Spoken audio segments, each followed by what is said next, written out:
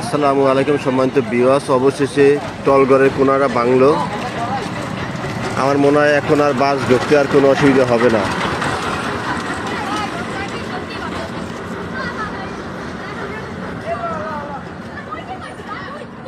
আর একটু জায়গায় একটু সম্ভাবনা আছে এই কোনারায়, তারপর এদিকে চাপাইতে পারবে, সমস্যা হবে না আশা করি।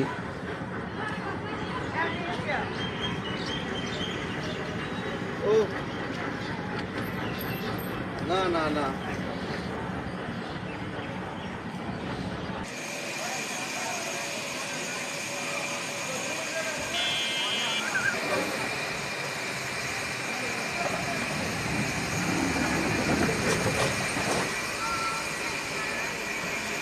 এই হলো মোল্লারহাটের বেলি ব্রিজ।